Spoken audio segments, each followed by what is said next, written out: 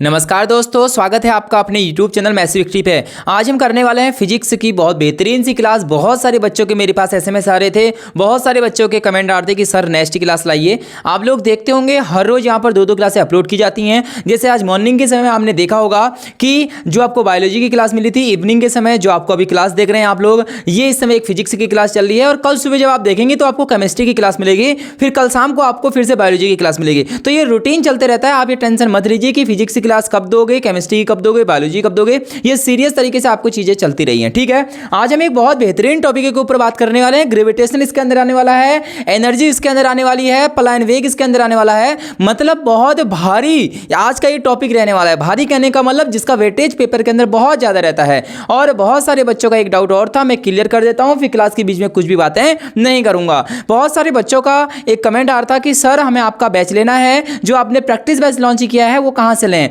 मैं आपको ये बताऊंगा कि कब से आपको वो बैच लेना है, ठीक है। इसी YouTube चैनल पर ज्वाइन का बटन आ रहा होगा, आपने देखा होगा। उस पर 3 जो कोर्स हैं वो लॉन्च किए गए हैं। नंबर 1 जो कोर्स है वो सिल्वर वाला आप लोग देख रहे होंगे, और उसी को आपको लेना है। 119 रुपए का वो बैच है। कब से लेना है ये मैं आपको बताऊंगा, आप तैयार रहें। महाशिवरात्रि के दिन आपको वो बैच लेना है, और उसी दिन से उस पर क्लासें हम स्टार्ट करेंगे। 16 प्रैक्टिस सेट 1 महीने का ये कोर्स होगा, जिसमें आपको पूरा एकदम बेसिक से लेकर हाई लेवल तक तैयार किया जाएगा। उसके बाद भी बहुत सारी चीजें आएंगी, फिलहाल चीजें इतनी हैं। आपको इसी YouTube चैनल पर ज्वाइन बटन पर चीजों को ज्वाइन करना है, ठीक है। आज हम पढ़ेंगे ऊर्जा। बहुत सारे बच्चों के डाउट थे कि इंग्लिश हिंदी, और कमेंट बॉक्स में तो आपने बिल्कुल एकदम घमासान बिठाया हुआ है कि भैया इंग्लिश में पढ़ाइए, हिंदी में पढ़ाइए। आइए आपको आज बोध लैंग्वेज में हम पढ़ाएंगे, है ना। सारी चीजें करते हैं। सबसे पहले ऊर्जा एनर्जी है क्या। मैंने आपसे एक दिन और बोला था कि ऊर्जा क्या है और पावर क्या है, शक्ति क्या है और ऊर्जा क्या है। हम बोलते हैं मेरे अंदर इतनी ऊर्जा है कि अभी इस ग्राउंड के मैं चक्कर लगा सकता हूं। मेरे अंदर भी इतनी शक्ति है कि मैं इस दीवार को एक मुक्के में तोड़ सकता हूं। तो दोनों चीजें अलग अलग हैं। तो एनर्जी क्या है भैया जी, डेफिनेशन परिभाषा क्या है देखेंगे। Energy is the capacity of do work. भैया जी, कार्य करने की क्षमता को हम क्या कहते हैं, ऊर्जा कहते हैं। कार्य करने की क्षमता को हम क्या कहते हैं, ऊर्जा कहते हैं, ठीक हो गया। यह विभिन्न रूपों में होती है। It exist in various form, बहुत सारे फॉर्म में होती है। And can neither be created nor destroyed. भैया ना ही इसे उत्पन्न किया जाता है, न ही इसे बनाया जा सकता है, और न ही इसे नष्ट किया जा सकता है। Only transfer from one form to another. भैया बोल रहा है केवल एक रूप से दूसरे रूप में परिवर्तित किया जा सकता है, जिसे ऊर्जा संरक्षण का नियम कहते हैं। भैया जी इसे बोल रहा है law of conservation of energy. भैया क्या है ऊर्जा संरक्षण का नियम, बोल रहा है एनर्जी को ना ही हम क्या कर सकते हैं, उत्पन्न कर सकते हैं, ना ही हम डिस्ट्रॉय कर सकते हैं, ना ही हम नष्ट कर सकते हैं। लेकिन हम एक रूप से क्या कर सकते हैं, दूसरे रूप में ट्रांसफर कर सकते हैं, जिसे हम ऊर्जा संरक्षण का नियम कहते हैं। भैया ऊर्जा के प्रकार है क्या, टाइप्स ऑफ एनर्जी क्या है। नंबर 1 काइनेटिक एनर्जी, गतिज ऊर्जा। एनर्जी ड्यू टू मोशन, गति के कारण उत्पन्न ऊर्जा को गतिज ऊर्जा कहते हैं। मैं दौड़ रहा हूं, ये दौड़ने की जो मेरी ऊर्जा है ये गतिज ऊर्जा है। आइए इसके बारे में कुछ देखते हैं। इसका फॉर्मूला यहां पर नहीं लिखा गया है, हम इसका क्या करते हैं, फॉर्मूला लिखते हैं, ठीक हो गया। फॉर्मूला लिखते हैं, फॉर्मूला आपके सामने लिखूंगा, आप लिखेंगे काइनेटिक एनर्जी के इक्वल टू 1/2 mv²। गतिज ऊर्जा बराबर 1/2 mv²। भैया जहां m क्या है, m वस्तु का मास है, द्रव्यमान है जिसको हम kg में तोलते हैं। भैया v क्या है, v वेग है, वेलोसिटी है, और वेलोसिटी का मात्रक होता है मीटर/सेकंड। ठीक है, चीजें समझ में आ गई होंगी। आज की क्लास थोड़ी लंबी रहेगी क्योंकि इंपॉर्टेंट क्लास है। ये रहा आज की क्लास का अगला टॉपिक, स्थितिज ऊर्जा। पहले हमने पढ़ लिया गतिज ऊर्जा, काइनेटिक एनर्जी। पोटेंशियल एनर्जी किसे कहते हैं मेरे भाई, स्थितिज ऊर्जा हम किसे कहते हैं। स्थिति या संरचना के कारण संग्रहित ऊर्जा को हम क्या कहते हैं, स्थितिज ऊर्जा कहते हैं, पोटेंशियल एनर्जी कहते हैं। Energy stored due to position और कॉन्फ़िगरेशन। भैया जी संरचना के कारण संग्रहित ऊर्जा उसे क्या बोलते हैं, स्थितिज ऊर्जा। इसका फॉर्मूला यहां पर लिखा गया है, PE = होता है mgh। भैया m क्या है, यहां पर द्रव्यमान है, m क्या है, मास है, यहाँ पर लिखा गया है। m क्या है, मास है, ठीक हो गया। h क्या है, h हाइट है, h क्या है मेरे भाई, हाइट है। और g क्या है, त्वरण है, क्या है, ग्रेविटेशनल एक्सेलरेशन है ड्यू टू ग्रेविटी। और g का मान फिक्स होता है, स्मॉल g का मान होता है 9.8 मीटर पर सेकेंड स्क्वायर, ये g का मान है, ठीक है। सारी चीजें याद कर रही हैं। अगला है गुरुत्वाकर्षण त्वरण, भैया यही दे रखा 9.8 मीटर पर सेकेंड स्क्वायर। यांत्रिक ऊर्जा क्या है, ये आपको पता होना चाहिए, most most most important topic है। मैकेनिकल एनर्जी क्या होती है, मैकेनिकल एनर्जी गतिज ऊर्जा और स्थितिज ऊर्जा का योग, भैया बोल रहा है sum of kinetic and potential energy. मैंने कहा क्वेश्चन पूछता है कि किसी भी गति के दौरान कौन सी ऊर्जा नियत रहती है, कांस्टेंट रहती है। ऑप्शन आपको मिलेगा गतिज ऊर्जा, नंबर 2 आपको मिलेगा स्थितिज ऊर्जा, नंबर 3 आपको मिल जाएगा क्या चीज, यांत्रिक ऊर्जा, मैकेनिकल एनर्जी। भैया कोई भी चीज हो रही हो उसमें यांत्रिक ऊर्जा हमेशा क्या रहती है, इक्वल रहती है, कांस्टेंट रहती है। जैसे मैं आपसे यहां पर बोलूं mechanical energy equal to kinetic energy plus potential energy, है ना, ये फॉर्मूला आप याद करेंगे, ठीक हो गया। मैकेनिकल एनर्जी बराबर होता है kinetic energy plus potential energy. Potential क्या है, स्थिति के कारण उत्पन्न ऊर्जा, काइनेटिक क्या है, गति के कारण। अब मैंने आपसे ये कहा, मान लेते हैं एक बॉल मेरे पास है, इस बॉल को मैंने ऊपर की ओर फेंका, जब ये यहां पर गई तो इसका मैकेनिकल एनर्जी क्या होगा, भैया वो कांस्टेंट रहेगा, जो पहले था अभी भी वही। ऐसा क्यों हुआ, देखो क्योंकि गतिज ऊर्जा होती है 1/2 mv², भैया मास वही रहेगा, वेलोसिटी चेंज होगी। जैसे जैसे वस्तु ऊपर की ओर जाएगी उसका वेग कम होगा, वेग कम होने से क्या हो जाएगा, काइनेटिक एनर्जी कम होगी। लेकिन और पोटेंशियल एनर्जी क्या होता है, mgh होता है, ठीक है। जैसे जैसे ऊपर की ओर जाएगा इसकी हाइट इंक्रीज होगी,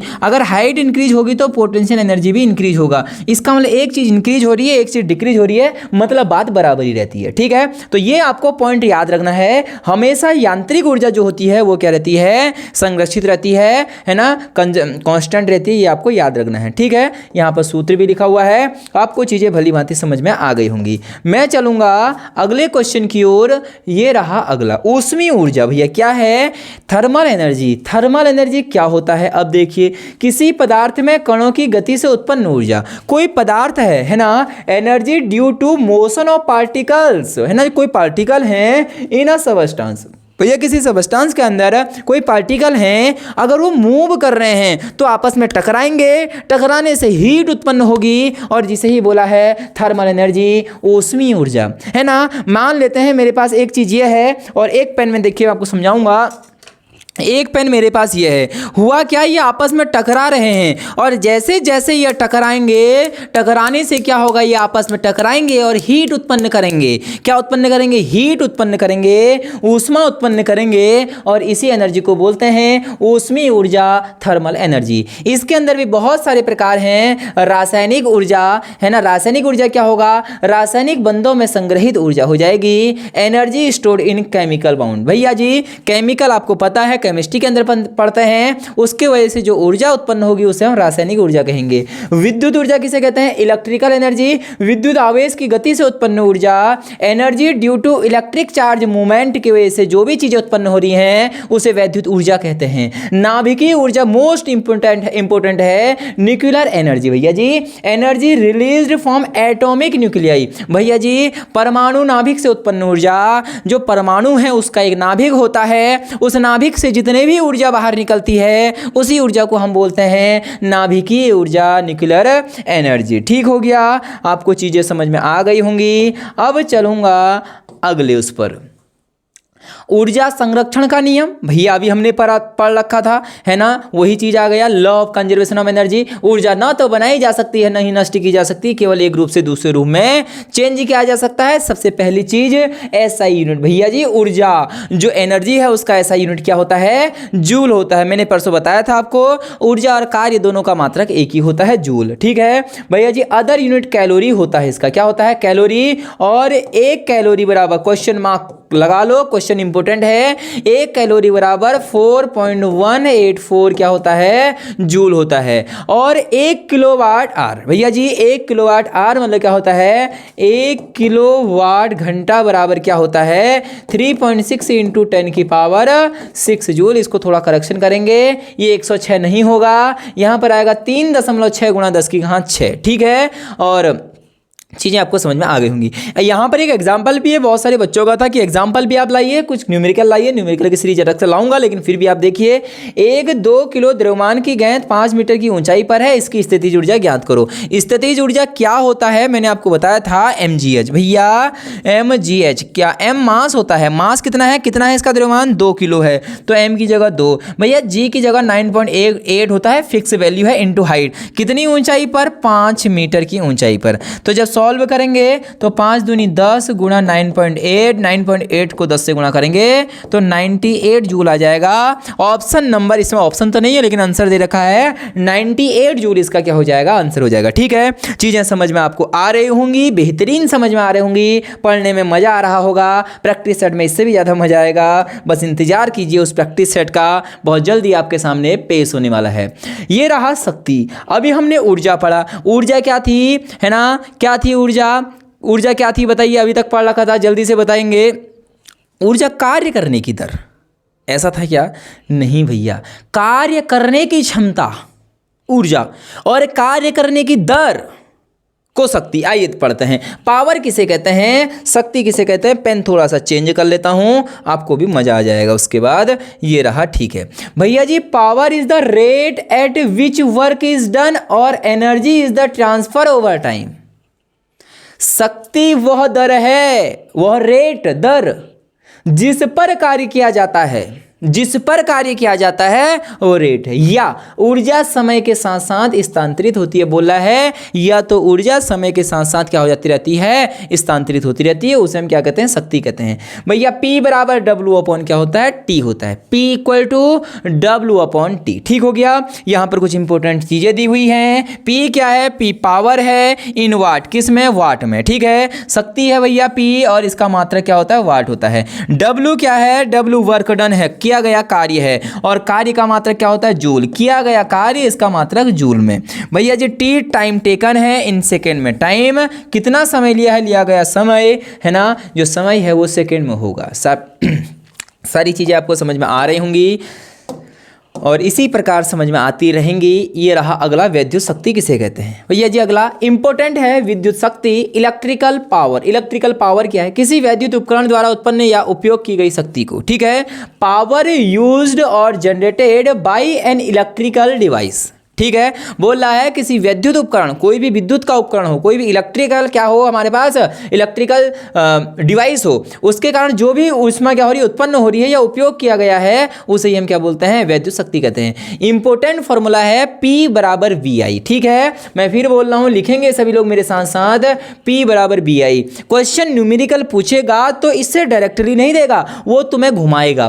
V बराबर क्या होता है, ओम का नियम होता है, V बराबर IR। ओम का नियम क्या होता है, V बराबर IR। तो दूसरा फॉर्मूला मैं लिख सकता हूं V की जगह IR, तो IR और यहां पर I पहले से है, तो P बराबर क्या बन जाएगा, I स्क्वायर R। तो एक फॉर्मूला ये भी होता है P बराबर I स्क्वायर R, ठीक है। समझ में चीजें आ गई। अगर मैं यहां से I का फॉर्मूला निकालूं, I बराबर होता है V अपॉन R, ओम के नियम से I यही रहा, R अपॉन में आ गया, तो यहां I की जगह V अपॉन R रख दो, तो P बराबर क्या हो जाएगा, V square R square into R। भैया एक R से एक R कट गया, तो P बराबर हो गया V स्क्वायर अपॉन R। ये सारे फॉर्मूले आप नोट करेंगे, जल्दी जल्दी नोट करें सभी लोग। P बराबर VI नॉर्मल फॉर्मूला, V की जगह IR रख दूंगा, P बराबर I स्क्वायर R हो जाएगा। P बराबर V square upon R square into R हो गया। कहां से आया, क्योंकि I की जगह V अपॉन R था, तो स्क्वायर था तो V square R square, R से R कटा तो मिला P बराबर V स्क्वायर अपॉन R। ये अभी आगे यूज आएंगे, है ना। V यहाँ क्या है, वोल्टेज है, वोल्टेज भैया V होता है यहाँ पर V, ठीक है। I यहाँ पर करंट है, करंट का मात्रा क्या होता है, एम्पियर होता है, करंट का मात्रा क्या होता है, एम्पियर। आगे को कुछ और चीजें लिख रखी हैं जो कि आपके लिए बहुत इंपॉर्टेंट है। क्वेश्चन कहता है relation between power, force and velocity, ठीक है। पावर, फोर्स एंड वेलोसिटी, शक्ति, बल और वेग के बीच संबंध। P equal to F into V, note करेंगे, इंपॉर्टेंट फॉर्मूला है। यहाँ पर P क्या है, P पावर है, F क्या है, F फोर्स है, V क्या है, V वेलोसिटी है मीटर बट्टे सेकंड में। ठीक है, जल्दी से करेंगे। ये इंपॉर्टेंट चीज़ें थी जो मैंने आपको बताई, आपको मेरे साथ साथ चीज़ों को नोट करते रहना है। अगला आ गया शक्ति। जो पावर है इसकी यूनिट क्या होगी भैया, शक्ति की इकाई क्या होता है, वॉट होता है। ठीक है, पावर की जो यूनिट होती है वो क्या होती है, वॉट होती है। 1 वाट बराबर 1 जूल बट्टे 1 सेकेंड। ठीक हो गया, ज़्यादा कुछ चीज़ें नहीं है। अदर यूनिट किलोवाट, भैया क्या है, किलोवाट है। और 1 किलोवाट बराबर कितना होता है, 1000 वाट होता है। अगला बोल रहा है 1 HP, एक अश्वशक्ति। इंपोर्टेंट है, हिंदी में नहीं लिख रखा है, लिख लेंगे अश्वशक्ति। 1 हॉर्स पावर बराबर इंपोर्टेंट 746 वॉट। ये क्वेश्चन बहुत बार पूछा गया है, एक अश्वशक्ति में कितना वॉट होता है, आप बोलोगे 746 वॉट होता है। आपके सामने चीजें लिख दी गई हैं। भैया बोल रहा है ऊर्जा की व्यावसायिक इकाई क्या है, कॉमर्शियल यूनिट ऑफ एनर्जी। क्या होती है, 1 किलोवाट की शक्ति वाले उपकरण द्वारा 1 घंटे में उपयोग की गई ऊर्जा को ही हम क्या बोलते हैं, कॉमर्शियल यूनिट ऑफ एनर्जी कहते हैं। तो 1 किलोवाट घंटा नोट करेंगे। 1 किलोवाट आर, 1 किलोवाट घंटा बराबर होता है 3.6 गुणा 10 की घात 6 जूल होता है। ये 106 नहीं है, 10 की घात 6 है। ठीक है, ये चीज़ों को करेक्शन कर लेना। ये 10 की पावर 6 क्या होता है, जूल। तो एक अश्वशक्ति बराबर होता है 3.6 गुणा 10 की घात 6 जूल। ठीक है, चलूंगा अगले उस पर। इसका कोई एक एग्जाम्पल यहां पर दिया हुआ है, जल्दी से एग्जाम्पल भी सॉल्व करते हैं। अ machine does 2000 joule of work in 10 second, what is it's power. एक मशीन 10 सेकेंड में 2000 जूल कार्य करती है, इसकी शक्ति क्या है। मशीन है और 10 सेकेंड, टाइम कितना बोल रहा है, 10 सेकेंड बोल रहा है, और 2000 जूल कार्य करता है। इसका मतलब कार्य दे रखा है 2000 जूल। आपको दिक्कत होती है न्यूमेरिकल कैसे करें, मेरे साथ साथ सीखो। टाइम दे रखा है जूल, जो चीज पहले दिया उसे लिख लो। शक्ति पूछ रहा है P, भैया P बराबर क्या होता है, W/T होता है। W कितना है, 2000 है, टाइम 10 सेकेंड। 0 से 0 घटा, आंसर आ गया 200 वाट, है ना। 200 क्या आ गया, वाट आ गया, ये इसका आंसर। ठीक है, P बराबर WT नहीं होता, P इक्वल टू W/T होता है। ये इसका एक एग्जाम्पल था। ठीक है, चीजें समझ में आ रही होंगी, बेहतरीन समझ में आ रही होंगी। ऊर्जा संरक्षण का नियम भैया, हाँ ठीक है, बहुत बार कर लिया ये तो। ऊर्जा ठीक है, नहीं बताने की कोई ज़रूरत नहीं है। हाँ, ऊर्जा को रूपांतरित करने के प्रकार। ऊर्जा को हम कैसे कैसे रूपांतरित कर सकते हैं, एक फॉर्म से दूसरे फॉर्म में हम बदल सकते हैं। अभी तुमने बोला कि जो एनर्जी है वो एक फॉर्म से दूसरे फॉर्म में कन्वर्ट कर सकते हैं, लेकिन ना ही उत्पन्न कर सकते हैं, ना ही उसको नष्ट कर सकते हैं। आइए देखते हैं, यहाँ पर इंपॉर्टेंट है ना, आप लोग नोट करेंगे। पहला, पोटेंशियल एनर्जी, काइनेटिक एनर्जी। भैया पोटेंशियल एनर्जी को अगर तुम काइनेटिक एनर्जी में क्या कर रहे हो, चेंज कर रहे हो, तो कैसे करोगे। अब फॉलोइंग ऑब्जेक्ट, गिरती हुई वस्तु, पोटेंशियल एनर्जी से काइनेटिक एनर्जी। मान लेते हैं यहाँ पर ये वस्तु है, मुझे बताइए ये वस्तु है तो ये अभी विराम में है, तो स्थिति है ना, स्थित है, तो ये पोटेंशियल एनर्जी। मैंने इसको छोड़ दिया तो ये किस में चेंज हो गई, काइनेटिक एनर्जी में, गतिज ऊर्जा में। तो वही लिखा है गिरती हुई वस्तु। दूसरा, kinetic energy to heat energy explain. Kinetic energy गति अवस्था से हीट एनर्जी मतलब थर्मल में चेंज करना है, गाड़ियों में ब्रेक लगाना। मैंने कहा गाड़ी चल रही थी और अचानक आगे से क्या आ गया, कोई ऑब्जेक्ट आ गया, तो ब्रेक मारेगा वहां पर कौन, ड्राइवर। जैसे ही वो ब्रेक मारेगा तो जो टायर हैं वो रुकेंगे, उस पर ब्रेक लगेगा, घर्षण बल लगेगा और वो रुकेंगे। और जैसे ही वो रुकेंगे तो जो रोड है और जो टायर है उसके बीच में फ्रिक्शन लगेगा, फ्रिक्शन की वजह से वहां पर हीट उत्पन्न होगा, और वही क्या है यहाँ पर, काइनेटिक एनर्जी को चेंज कर दिया है हीट एनर्जी में। आ गई बात समझ में। तो गाड़ी में ब्रेक लगाना किसका एक एग्जांपल है, काइनेटिक एनर्जी को। पहले तो गाड़ी चल रही है, ब्रेक लगाया, उसका टायर गर्म होंगे, तो इसका मतलब थर्मल में चेंज हो रहा है, मतलब हीट एनर्जी में वो चेंज हो रहा है। अगला है chemical energy, electrical energy.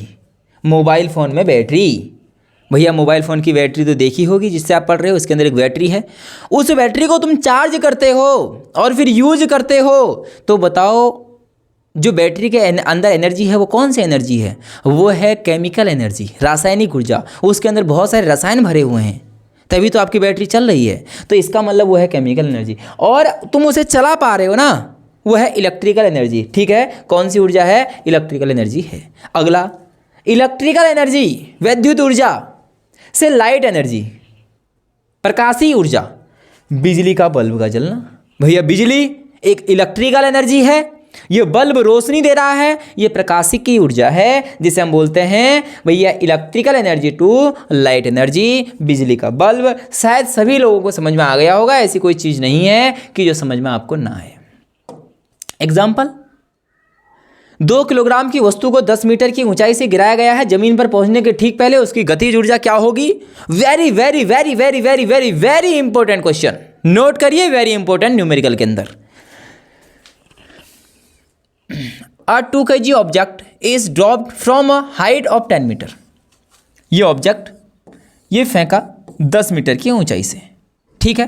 Hindi में भी देख लेंगे, 2 किलोग्राम का है, इसका मास 2 kg है, मैं यहाँ पर नोट कर लेता हूँ, ठीक है। वस्तु को 10 मीटर की ऊंचाई से गिराया गया, जमीन पर पहुंचने से ठीक पहले, ये जमीन पर, जैसे यहाँ पर जमीन है, इसके ठीक पहले, ठीक पहले, ठीक पहले बोल रखा है, मतलब ठीक पहले, यूं गिरने वाली थी, इसके ठीक पहले, हल्का सा ऊपर, ठीक पहले उसकी गतिज ऊर्जा क्या होगी? मेरे भाई बहुत इंपॉर्टेंट क्वेश्चन है। मैंने अभी तुमसे कहा था थोड़ी देर पहले, गतिज ऊर्जा, स्थितिज ऊर्जा, दोनों का जो योग होता है वो हमेशा कांस्टेंट रहता है, ठीक है। तो जो यहाँ पर वस्तु स्थित है, स्थितिज ऊर्जा, और जब ये वस्तु यहाँ पर पहुंचेगी तो यहाँ पर गतिज ऊर्जा सबसे ज़्यादा, इसका मतलब स्थितिज ऊर्जा सबसे कम। मतलब जितनी यहाँ पर स्थितिज ऊर्जा होगी उतनी ही इस तली पर गतिज ऊर्जा होगी। मानते हो कि नहीं मानते हो? बातों को समझते हो नहीं समझते हो? मैंने बोला यहाँ पर ये स्थिति है, ये इसकी पोटेंशियल एनर्जी सबसे ज़्यादा होगी यहाँ पर, और यहाँ पर काइनेटिक एनर्जी सबसे कम होगी। तो यहाँ पर काइनेटिक एनर्जी सबसे ज़्यादा होगी और पोटेंशियल एनर्जी सबसे कम होगी, उल्टा हो जाता है उसका। इसका मतलब यहाँ पर जितनी पोटेंशियल एनर्जी होगी उतनी यहाँ काइनेटिक एनर्जी होगी। अब चीज़ें आसान, उसने क्या पूछा? गतिज ऊर्जा। भैया क्या मैं यहाँ पर निकाल सकता हूँ पोटेंशियल एनर्जी? क्या होता है पोटेंशियल एनर्जी? स्थितिज ऊर्जा mgh, m का मान कितना है? m का मान 2 kg, g कितना होता है 9.8, h कितना दे रखा है 10, ये 10 से 0 हट जाएगा, 2 × 98, अरे 10 से पॉइंट हट गया तो 98 दूनी कितना होता है? 196 जूल। इसका मतलब यहाँ पर पोटेंशियल एनर्जी जितनी होगी 198, उतनी ही यहाँ पर गतिज ऊर्जा होगी 198, क्योंकि दोनों आपस में इक्वल हैं, ठीक है। तो 196 इसका क्या हो जाएगा? आंसर हो जाएगा, है ना। पोटेंशियल एनर्जी इनिशियल, प्रारंभिक, और काइनेटिक एनर्जी फाइनल, हमेशा दोनों क्या होते हैं? बराबर होते हैं। ठीक हो गया? समझ में आ गई होंगी बातें। चलूँगा अगले टॉपिक पर। हाँ, फिजिक्स की दिलोवर जान, ग्रेविटेशनल टॉपिक। तो क्या है ग्रेविटेशनल? गुरुत्वाकर्षण क्या है? बहुत बेसिक से चीज़ों को पढ़ेंगे, क्योंकि यहाँ से क्वेश्चन उठ के आते हैं, न्यूमेरिकल आते हैं, क्या क्या चीज़ें हैं सब कुछ पढ़ेंगे। परिभाषा, ग्रेविटेशनल हम कहते किसे हैं? ग्रेविटेशनल हम कहते किसे हैं? Gravitational is the force of attraction between any two object is the universal due to their masses. गुरुत्वाकर्षण ब्रह्मांड में किसी भी दो वस्तुओं के बीच उनके द्रव्यमान के कारण आकर्षण। पहला ही क्वेश्चन बन जाएगा कि ग्रेविटेशनल फोर्स किस प्रकार का फोर्स है? अट्रैक्शन का फोर्स है। किसका फोर्स है? अट्रैक्शन का फोर्स है, आकर्षण का फोर्स है ना, अट्रैक्शन फोर्स। पहला टॉपिक। अब इसको मैं समझाता हूं कि ये कहना क्या चाह रहा है। न्यूटन का सार्वत्रिक गुरुत्वाकर्षण का नियम ये रहा। अब ये नियम कहता क्या है, हम यहाँ से चीज़ों को समझेंगे। ये जो फॉर्मूला लिखा है ना, इसको समझना है। मैंने कहा एक ऑब्जेक्ट ये रहा, एक ऑब्जेक्ट ये रहा, इस ऑब्जेक्ट का मास m1 रहा, इस ऑब्जेक्ट का मास m2 रहा। इन दोनों ऑब्जेक्टों के जो बीच की डिस्टेंस है वो क्या रही? r रही। तो यहाँ पर जो गुरुत्वाकर्षण का नियम है वो क्या कहता है देखेंगे। बोलता है कि जो दो ऑब्जेक्ट हैं इनका जो मास है, इनका जो मल्टीप्लाई है, जो प्रोडक्ट है, मतलब m1 × m2 का जो प्रोडक्ट है वो फोर्स के प्रोपोर्शनल होता है। फोर्स के प्रोपोर्शनल। दो वस्तुओं के बीच लगने वाला आकर्षण बल, दो ऑब्जेक्ट के बीच लगने वाला आकर्षण बल उनके द्रव्यमानों के गुणनफल के अनुक्रमानुपाती होता है। तथा उसके बीच की दूरी के वर्ग के व्युत्क्रमानुपाती होता है, तथा उसके बीच की दूरी के वर्ग के व्युत्क्रमानुपाती होता है। तो यही चीज़ यहाँ पर लिखी गई है। जब दोनों को आप लोग मिलाओगे, मैं लिखना ये पूरा मैं लिखा रहा हूँ, proportional to m1 m2 upon are square. जब जब प्रोपोर्शनल हटता है तब तब एक कांस्टेंट आता है, उस कांस्टेंट का नाम यहाँ पर क्या है, जी है। ठीक है, जी क्या है, यूनिवर्सल ग्रेविटेशनल कांस्टेंट है, सार्वत्रिक गुरुत्वाकर्षण नियतांक है। अभी बताऊंगा सब कुछ। तो पहले चीज आपको एक फॉर्मूला पता होना चाहिए कि F directly proportional to G m1 m2 बट्टे आर स्क्वायर। एक बात आई एक आई डायरेक्टली प्रोपोर्शनल, एक आया प्रोपोर्शनल। एक आता है डायरेक्टली प्रोपोर्शनल, एक आता है इन्वर्सली प्रोपोर्शनल। इन दोनों का मतलब क्या है, अगर नहीं जानोगे तो फिजिक्स रटनी पड़ेगी, अगर जान गए तो फिजिक्स में मजा आएगा। यहाँ आइए मैं समझाता हूँ। ये रहा 1 अपॉन आर स्क्वायर, ये इन्वर्सली प्रोपोर्शनल है, ये व्युत्क्रमानुपाती है, और ये चीज़ें क्या हैं, m1 m2, ये अनुक्रमानुपाती है, ये डायरेक्टली प्रोपोर्शनल है। इसका मतलब ये एक दूसरे के उल्टे हैं। ये ऊपर लिखा है तो नीचे लिखा है। अगर हम R को कम करेंगे तब फोर्स ज़्यादा लगेगा, याद रखना। अगर ये चीज़ें को कम कर रही है, ये उसका उल्टा है। जो चीज़ R में करोगे वो चीज़ F उसका उल्टा होगा। R को कम करा तो F बढ़ गया, F बढ़ गया। और अगर तुम R को बढ़ा दोगे तो F कम हो जाएगा। अब ऐसी तो होगा यहाँ, अगर तुम R को कम कर दो, दोनों को पास ले आओ, अट्रैक्शन और ज़्यादा लगेगा। होता है कि ऐसा नहीं होता है? नहीं होता है। एक देसी तरीके से समझाऊँ आपको जिससे आप समझ जाओगे? नहीं समझाता हूँ, है ना, फिर कमेंट बॉक्स में विवाद हो जाएगा। क्या हो जाएगा? विवाद हो जाएगा। एग्जाम्पल मेरे पे एक से एक एग्जाम्पल लेते हैं, है ना। कभी मौका मिलेगा तो पढ़ाएंगे कि फिजिक्स क्या होती है। अभी तो 2 महीने के बाद, अभी 55 दिन बचे हुए हैं, उसके बाद एग्जाम है, तो उसके हिसाब से हम चल रहे हैं। लेकिन फिजिक्स क्या कहते हैं, अगर फिजिक्स आपने एकदम कैसे फिजिक्स पढ़ते हैं, अगर उस तरीके से पढ़ ली ना कि फिजिक्स क्या है, तो मतलब फिजिक्स तुम्हारे हर एक नस में बहेगी। ऐसी होती है फिजिक्स। रटना नहीं होता है, बस समझना होता है। लेकिन फिलहाल देखिए, अगर तुमने R को बढ़ाया, अगर तुमने R को बढ़ा दिया तो यहाँ पर फोर्स कम। ये होता है इन्वर्सली प्रोपोर्शनल का मतलब। डायरेक्टली प्रोपोर्शनल मतलब भैया जो चीज़ यहाँ कर रहे हैं वही चीज़ यहाँ भी हो रहा है। अगर हम यहाँ मास बढ़ा रहे हैं तो यहाँ से फोर्स भी बढ़ जाएगा। अगर मैं मास कम कर रहा हूँ तो फोर्स भी क्या हो जाएगा? कम हो जाएगा। यही इन्वर्सली प्रोपोर्शनल, यही डायरेक्टली प्रोपोर्शनल का मतलब है। आइए आगे को चलते हैं। ये फॉर्मूला है, याद करना है भैया। ग्रेविटेशनल फोर्स है यहाँ पर F, गुरुत्वाकर्षण बल जो कि न्यूटन इसका मात्रक होता है। ठीक हो गया। इसके बाद देखिए जी, यूनिवर्सल ग्रेविटेशनल कांस्टेंट। भैया very very very very important. ये जी है, इसका मान हमेशा फिक्स रहता है। तुम कहीं चले जाओ, तुम इसे लेके दिल्ली पहुंच जाओ, तुम इसको लेके नोएडा, तुम इसको लेके मुंबई, अमेरिका, जहां पहुंचते हो वहां पहुंचो, लेकिन जी का मान वही रहेगा। कांस्टेंट मतलब क्या होता है? स्थिरांक मतलब होता है मैंने तुम्हें एक पॉइंट दिया, मैंने कहा लो 2 रुपये पकड़ो, तुम इसे दिल्ली में ले जाओ, वहां भी वही 2 ही रुपये रहेगा। उस 2 रुपये को तुम मुंबई में ले जाओ, वहां भी उसे 2 ही रुपये पड़ा जाएगा। मतलब जिसका मान क्या है? कांस्टेंट है। उसको तुम अमेरिका में ले जाओ, वो 2 नहीं बोलेंगे, वो 2 बोलेंगे। क्या बोलेंगे? 2। लेकिन है तो वो 2 ही। ठीक है। तो कांस्टेंट क्या होता है? जिसका मान हमेशा फिक्स रहता है। तो इसका मान हमेशा फिक्स रहता है, लिखेंगे 6.674 इंटू 10 की पावर -11 न्यूटन मीटर स्क्वायर बट्टे केजी। बहुत इंपॉर्टेंट है, बोल देगा गुरुत्वाकर्षण नियतांक का मात्रक बताओ, न्यूटन मीटर स्क्वायर बट्टे केजी।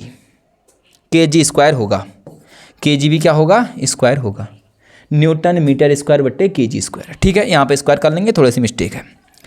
m1 m2 मास है, इसका केजी में तोलते हैं, नापते हैं मात्रक। वस्तुओं का द्रव्यमान r है। ठीक है, सॉरी, वस्तुओं का द्रव्यमान है m1 m2 और r क्या है? Distance between the object m, वस्तुओं के बीच की क्या है? दूरी है। ठीक है, ये चीज़ें, एक चीज़ आपको नोट करनी है, गुरुत्वाकर्षण, इसका आपको क्या याद करना है? SI यूनिट याद करना है। ठीक है, जो कि इंपॉर्टेंट है। ये चीज़ें आपको समझ में आ गई होंगी। अब आगे चीज़ें पढ़ने में मजा आएगा। हाँ, मुख्य बिंदु क्या है ग्रेविटेशन के? मुख्य पॉइंट देख लेते हैं। मुख्य बिंदु, की feature, it is an attraction force. यह एक आकर्षण का बल है। प्रतिकर्षण नहीं होता है, आकर्षण होता है हर किसी वस्तु में। ठीक है, ये वस्तु मैंने छोड़ी, आकर्षण हो रही कहाँ की ओर? पृथ्वी के केंद्र की ओर। ठीक है, यह दोनों वस्तुओं के केंद्रों को जोड़ने वाली रेखा पर कार्य करता है। दोनों वस्तुओं के केंद्र को जोड़ने वाले रेखा पर कार्य करता है। ये एक ऑब्जेक्ट, ये इसका पॉइंट, ये इसका पॉइंट, दोनों को जोड़ रहे हैं, इसी पर ये वर्क करेगा। यह अन्य मौलिक बलों की तुलना में कमजोर है। बोल रहा है ये जो फोर्स है ना, ये कम है, मतलब ये कमजोर है। ठीक है, ये एक वीक फोर्स है। कैसा है? वीक फोर्स है। ठीक है, किसकी तुलना में? किसी और फोर्स की तुलना में ये थोड़ा कमजोर है। ठीक है, अगला है गुरुत्वाकर्षण और गुरुत्वीय त्वरण। Very very important. आइए, सारे पॉइंट लिखे हुए हैं, टेंशन मत लीजिए। Gravity and acceleration due to gravity. गुरुत्वाकर्षण और गुरुत्वीय त्वरण क्या है, एक्सेलरेशन क्या है? आइए पढ़ते हैं। गुरुत्वीय त्वरण स्मॉल जी से इसे लिखते हैं। वह त्वरण जो किसी वस्तु को पृथ्वी के गुरुत्वाकर्षण बल के कारण अनुभव होता है, उसे क्या बोलते हैं? Gravitational acceleration. भैया नीचे की ओर ग्रेविटेशनल फोर्स लग रहा है। पृथ्वी हर एक ऑब्जेक्ट को अपने केंद्र की ओर आकर्षित करती है और ये वस्तु नीचे की ओर बढ़ रही है, धीरे धीरे ये बढ़ रही है नीचे को। जैसे जैसे नीचे आएगी वैसे वैसे इसका वेग बढ़ेगा। वेग बढ़ने से उसमें एक त्वरण उत्पन्न होगा जिसे हम बोलते हैं ग्रेविटेशनल एक्सेलरेशन। ग्रेविटेशनल के कारण जो एक्सेलरेशन उत्पन्न हो रहा है, जो त्वरण उत्पन्न हो रहा है, गुरुत्वाकर्षण के कारण जो त्वरण उत्पन्न हो रहा है, उसे ग्रेविटेशनल एक्सेलरेशन कहते हैं। ये लगातार बढ़ते रहेगा इसका वेग। ठीक है, कभी कभी क्वेश्चन बोल देता है मुक्त पतन क्या है। मुक्त पतन क्या होता है? फ्री फॉल क्या होता है? अभी आगे आएगा टॉपिक में कि फ्री फॉल किसे कहते हैं। ये फ्री फॉल है, ये मुक्त पतन। देखो मैंने इसको ऐसे छोड़ दिया, सिर्फ मैंने इस पर कुछ बात नहीं लगाया भाई, ये पकड़ रखी थी, छोड़ दिया। ये अगर मैं इसको ऐसे नीचे का प्रेशर लगा के, फोर्स लगा के छोड़ूं तो वो फ्री फॉल नहीं होगा। ठीक है, हाँ आइए पढ़ते हैं। पहला ही formula, small G equal to capital G M upon are square. Note कर लो, ये बहुत इंपॉर्टेंट फॉर्मूला है। ये आया कहाँ से? आया कहाँ से भाई? कहाँ से आया? देखो कहाँ से आया। F बराबर क्या होता है? F बराबर G small M capital M upon are square. अभी तो थोड़ी देर पहले पढ़ा था। और F बराबर एम ए भी होता है। अगर मैं एक ही जगह जी ले लूँ, हैं तो दोनों त्वरण। अगर सीधी रेखा में चलूंगा तो त्वरण कहलाएगा, अगर वस्तु ऊपर से नीचे की ओर आएगी तो ग्रेविटेशनल एक्सेलरेशन कहलाएगा, जो कि जी लिख दिया मैंने, बात एक ही है। भैया ये भी फोर्स, ये भी फोर्स, बात दोनों बराबर हैं तो ये दोनों भी आपस में बराबर होंगे। तब हम यहाँ पर से लिखते हैं, हम क्या लिखते हैं यहाँ से देखना, M G equal to capital G small M capital M upon are square. Small M से स्मॉल एम कट गया, G equal to G M upon are square. और यहाँ पर ये कॉन्स्टेंट है, मैंने बताया था भैया पृथ्वी का मास, एम यहाँ पर पृथ्वी का मास है, मास ऑफ अर्थ है, ये भी कांस्टेंट होगा। अगर ये भी कांस्टेंट है तो यहां पर मुझे ये पता चलता है, लास्ट में मैं इसे रब कर रहा हूं, लास्ट में मुझे ये पता चलता है कि जो स्मॉल जी है वो डायरेक्टली प्रोपोर्शनल आर स्क्वायर के। बस इन दोनों पे चीज़ों की बात चलती है। अब मैं यहाँ से कॉन्सेप्ट निकालूंगा अच्छे अच्छे, आप ध्यान से देखना चीज़ों को। ठीक है, यही फॉर्मूला लिखा गया है, formula g equal to G M upon are square, जहाँ पर एम मास ऑफ अर्थ है, ग्रेविटेशनल कांस्टेंट है, और आर क्या है? दोनों के बीच की दूरी है। लिखा होगा एम पृथ्वी का द्रव्यमान है, मास ऑफ अर्थ है, रेडियस ऑफ अर्थ है, पृथ्वी की त्रिज्या है, स्टैंडर्ड वैल्यू ऑफ जी, जी का मान फिक्स होता है 9.8। अभी थोड़ी देर पहले मैंने लिखाया भी था 9.8 होता है। अब फैक्टर अफेक्टिंग जी, जी को प्रभावित करने वाले कारक, ये जी ऊंचाई, गहराई और अक्षांश। मैं यहां पर ये चीजें क्लियर कर रहा हूं, बच्चे रटते हैं, जहां मैं आपको समझाऊंगा। बताओ जी का मान सबसे केंद्र पर कितना होता है? सेंटर पर, पृथ्वी के सेंटर पर जी का मान 0 होता है। ठीक है, ये अर्थ पे है 9.8। ठीक है, जी का मान 0 कहाँ पर? केंद्र पर। नोट करेंगे, यही क्वेश्चन है, केंद्र पर जी का मान 0 होता है। ठीक है, लेकिन भूमध्य रेखा पर कितना होता है? इक्वेटोरियल पर कितना होता है? मैं पूछ दूं आपसे पोल पे क्या होता है? मैं क्वेश्चन कर दूं, अगर आप पोल से इक्वेटर पर आ रहे हो तो आपका जी का मान बढ़ेगा कि घटेगा? फिर मैं बोल देता हूं कि आप कहां से, इक्वेटर से आप कहां जा रहे हैं? पोल पर जा रहे हैं, आपका जी का मान बढ़ेगा कि घटेगा? तो सारी कंडीशन अभी आइए एक टॉपिक से मैं आपको क्लियर कराता हूं। हमने ये पढ़ा हुआ है कि जो हमारी पृथ्वी है वो पूर्णतः गोल नहीं है, वो ध्रुवों से थोड़ी चपटी है, फ्लैट है पोल पर।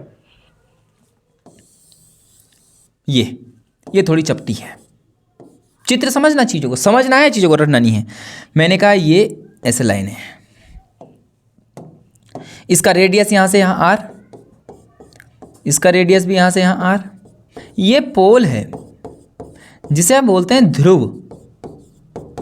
ये उत्तरी ध्रुव, ये दक्षिणी ध्रुव, नॉर्थ पोल साउथ पोल, बात एक ही है, दोनों पोल पे एक ही होता है। ये इक्वेटर है, ये क्या है, इक्वेटर है। ये भूमध्य रेखा है,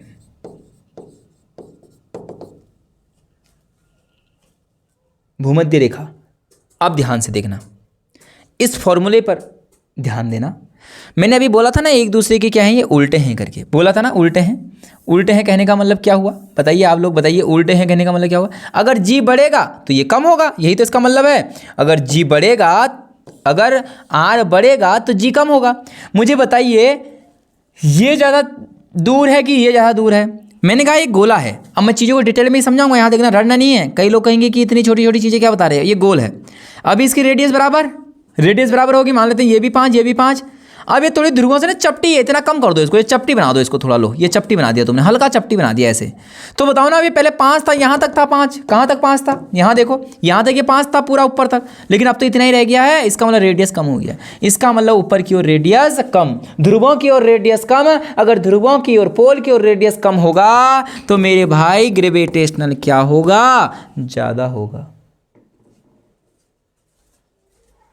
इसका मतलब पोल पर जी मैक्सिमम होता है, नोट करेंगे, और इक्वेटर पर जी मिनिमम होता है। क्यों मिनिमम होता है, इसके पीछे भी रीजन है।